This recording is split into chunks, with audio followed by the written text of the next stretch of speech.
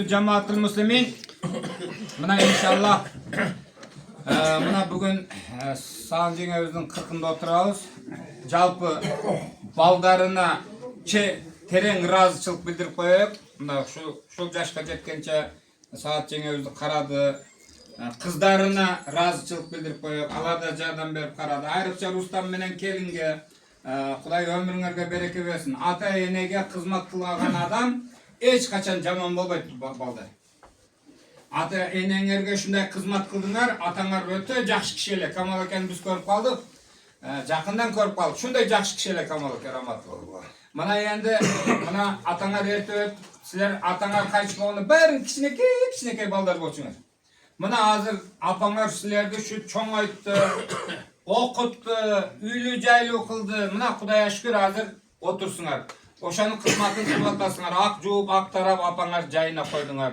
Пейшембилик кылбагыла десе де болбой, пейшемби сайын иш кылып 5-6 адам чакырып Куран окутуп турдуңар. Жана мына ушул дасторкон жазып бүгүн 40 достуңар Кудай таалам ниетиңерди кабыл кылсын. Эndi бул нерселер шариятта жок, бирок колунда бар адам кылса сооп табат. Бирок чили ысырапкорчулукка барбаш керек да. Мына Кудай таалам мындан кийин ömrüңөрдү узун кылсын. Ата энени урмат кылсаңар эч качан жаман болбойсуңар. Ата эненин патасы бул ушунчалык чоң байлыкта муктарам жамаат. Ата эненин патасы. Ошон үчүн тавападар разы эмес, тавбаң кабыл болбойт сени, мен Кудай деп ыйласаң, Кудай пендем дебейт сени дегендер. Бир мына Өзбекстандын муфтийи болгон Фазыл Каракен айтайык. Фазыл Каракенин жазганын окуп калдым да. Мен өзүм да ыйладым да. Атанын дуасы дайыма ата эненин дуасы кабыл болот экен дейт. Бул мындайча айтканда эч кандай күмөнсүз кабыл болот экен дейт да.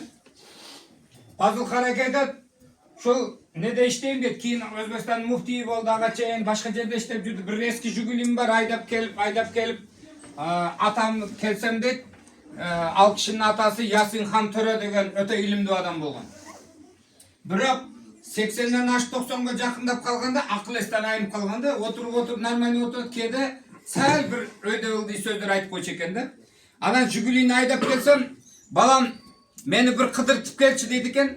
Анан апарып алып кыдыртып келет экен да, эшигин алдына алып келгенде абдан пата берет экен. Анан бая жумуштан кетип калдым, Жигулиди өкмөттүк эле алып койду дейт. Анан жөө калдым дейт.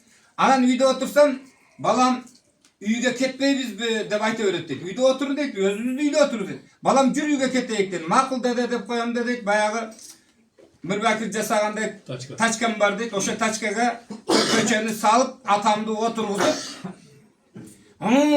деп коюп, ауылуну айландырып келем да, мына деде келдиңиз. Түшөсүзбү деп коет дейт.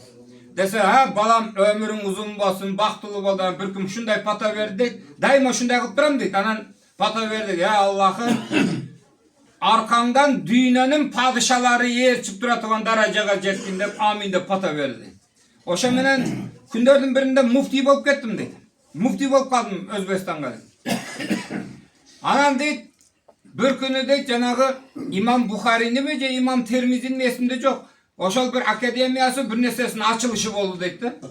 Ачылышы болду дейт, Орто Азиянын бүт президенттери, Орто Азиянын бүт муфтийлери ошонун ачылышына келди дейт. Ошондо Ислам Абдыганыч айтты дейт, таксыр сиз алдыга түшүп басыңыз да, бизге көрсөтүп туруңуз, биз ээрчийик деп айтты дейт. Алдыга чыгып, аларга жолду көрсөтүп кетип атам дейт. Артымда дүйнөнүн падышалары, муфтийлери артымда ээрчип келатат дейт. Я Алла! Атам шундай дуа берген эле. Бул не деген сөз атам? Не деген дуа деп илимдүү болсом да ойланып жүрдүм эле. Дүйнөнүн падышалары артыңдан ээрчип жүрсүн деп мага дуа кылган эле дейт. Атам дуасы кабыл болду. Мына мен келатам, менин артымда дүйнөнүн падышалары, муфтийлери ээрчип келатат деп, ошол бара турган жерге чейин өңүрөп, өпкөм ишип ыйладым дейт ошондо. Атамдын сөзүн эстеп дейт. Караңыздарчы, атанын дуасы кабыл. Ошондуктан муктарам жамаат, ата энеси тирүүлөр ата энеңерге бекем мамиле кылып, жакшы мамиле кылып, көңүлүн алып, ошолордун патасын алгыла, дуасын алгыла. Ата эне өзү өтүп кеткендер не кылабыз? Şu Kur'an окуйбуз, тилават кылабыз, намаз окуйбуз, дуасын ошолорго багыштап турайык. Алла таала баарыңарга жакшылыктар берсин, өмүрүңөр узун болсун. Рахмат силерге. Allah razı olsun.